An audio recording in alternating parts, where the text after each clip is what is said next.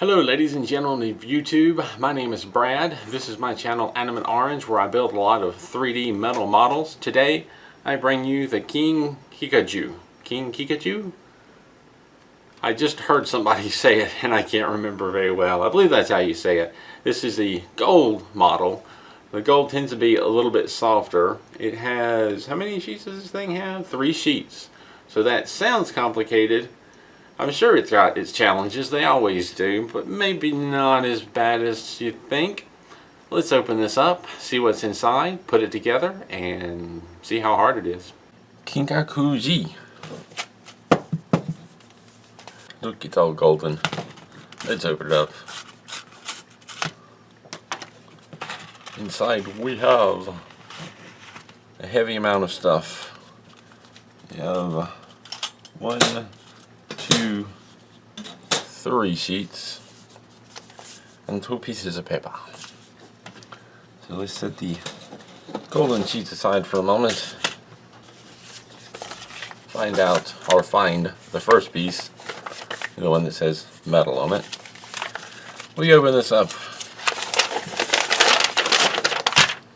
and we find the usual Metal Earth 3D laser cut model, the line drawing. We have the section about that tells you about the insertion tabs, insertion holes, and fold lines, and one of the many pieces. To give you an example, the usual needle nose pliers are helpful for assembly. Down here we have the legend, or key as I like to call it, to create the best connections. When you see a blue circle beside a connection in the assembly flowchart, that means to insert a tab and bend it over 90 degrees. The green triangle is telling you to insert that tab and twist it 90 degrees. A lot of times the blue will be in more visible areas, the green will be, they're more secure, but typically hidden, not always. And this is a little note, pull and twist tabs 90 degrees to tighten, and that usually helps. And then we have one of the 3 sheets displayed here, and let's see if I can find that real quick. I believe this is it. Yes. And so basically this diagram shows you the parts, and the numbers point to those parts so that when you find that number in the directions, you can find that part on the sheets and put the model together. And if we slide over to page 2, because this was page 1, we have the other 2 sheets listed at the top here, or drawn at the top with their part numbers. And then below that begins the assembly flow chart, starting of course with part 1. Then we have 2 and 3 coming together, and this points to where they come together on the where they come together. And you just follow the arrows and assemble things. You get to the bottom there, flip over to page 3, just continue to follow the arrows and sub-assemblies, and your model will start coming together. Page 4, continue following the arrows, and then we're finished with this sheet. Let's move on to this sheet. Now on the other sheet, we start or continue with page 5, picking up where we left off and just assembling the parts. And then 6, and then 7, and then 8. And once we get to the bottom, we are done building the model. Let's take a moment to talk about the tools that I use. This is my standard set that I use in most every build. I have long needle nose pliers and flat nose pliers, useful for a variety of different things. I have flush clippers that I use to cut the parts off the trees. It makes it quick and easy. And then I have some precision tweezers, one with a very pointed end, one that's had the pointed end ground down slightly, and one with a flat, sort of curved end, great for getting into curved areas. And then I have a standard set of tweezers with an angled tip. These come in one of the Iconics models, and I love them and use them a lot. I don't use these very often, but they sometimes come in quite handy. They're angled needle nose pliers, and I typically use them for one of 2 reasons. Either getting into a strange shaped area to twist a tab because of the angle, More frequently though, I use them to fold over flaps along bases or side of parts that are too long for the flat nose pliers, but needle nose pliers can't get to them safely without bending or warping something else. These will grab a longer area and bend it over. We've taken a peek at the directions, got our sheets here and some tools to get started. Let's build this thing.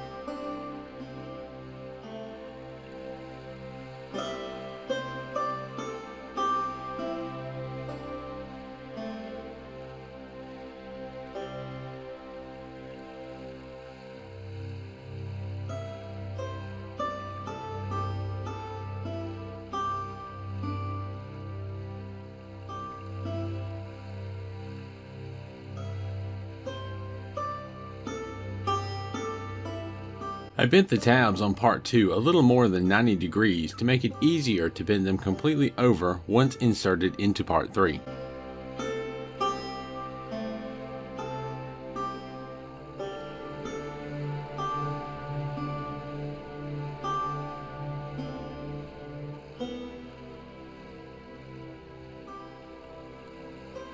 I bent the end of part 4 just enough to start the bend, but left it a little open to more easily fold over the tabs once the front part was on.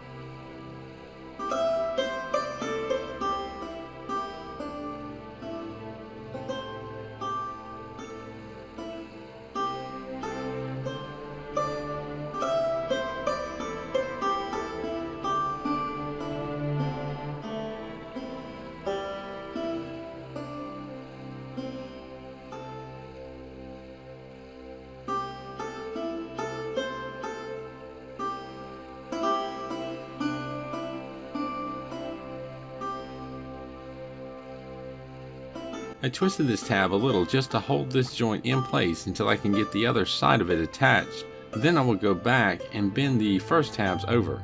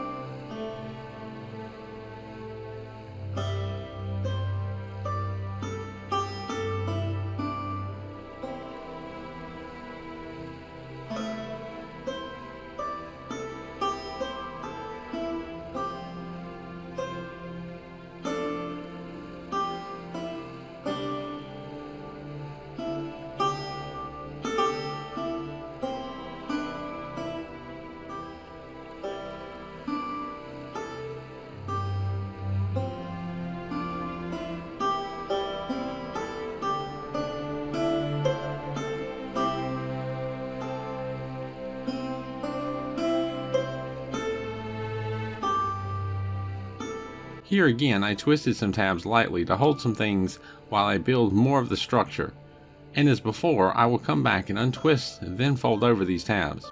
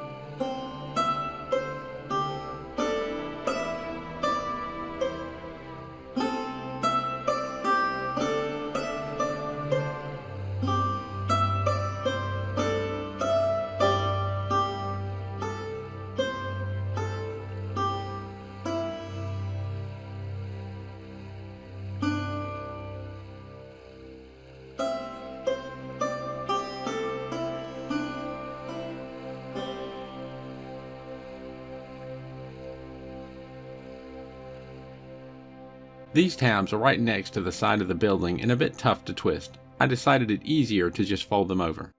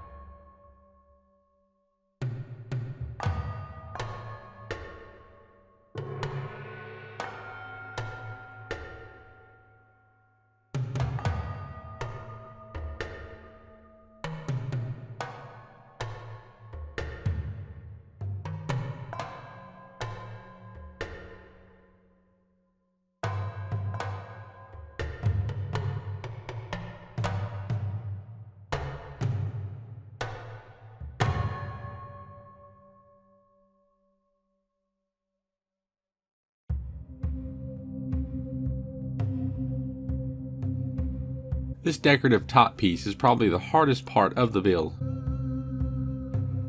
You will probably want to use some tool to hold one side as you start to bend and keep the whole thing from warping. I wanted to leave the wings flat until it was all put together, but the bottom wings block the part from sitting properly in part 21 and needed to be folded out of the way.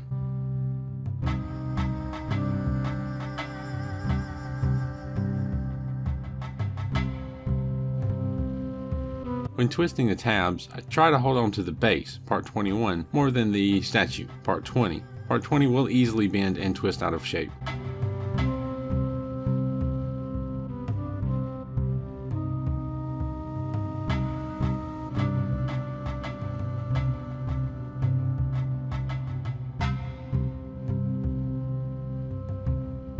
It can help to pinch tabs in just a little on small parts.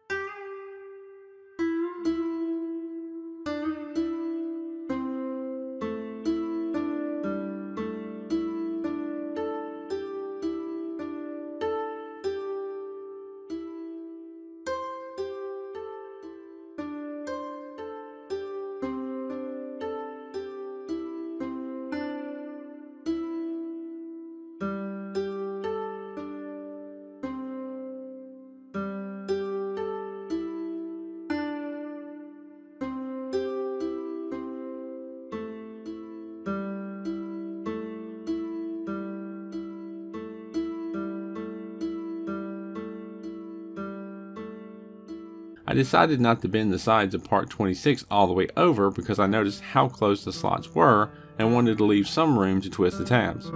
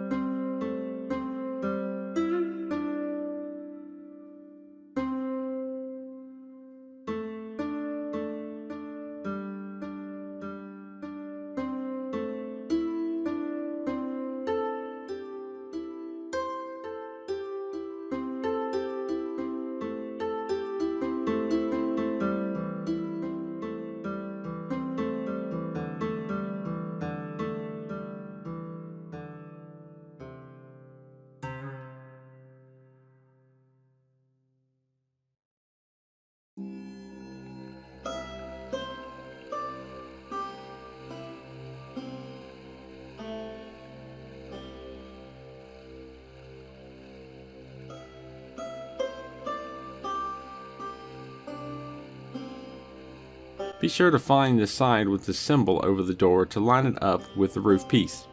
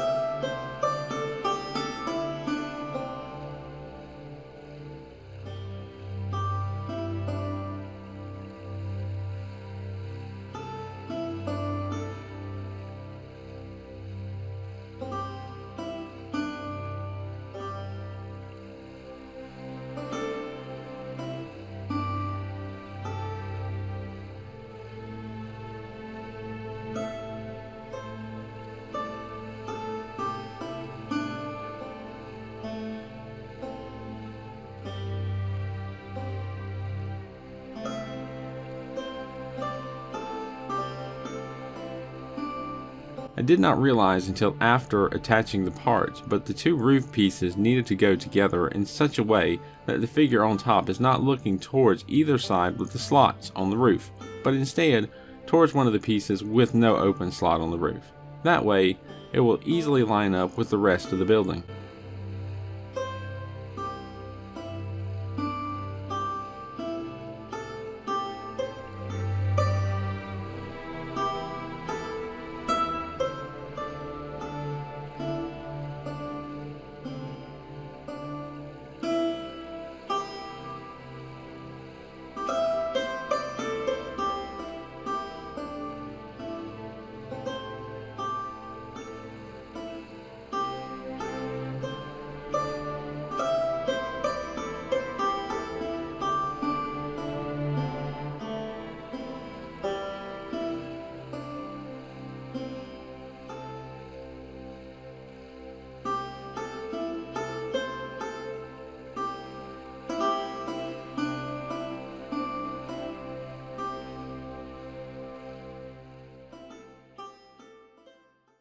And I give you the Kinkaku-ji.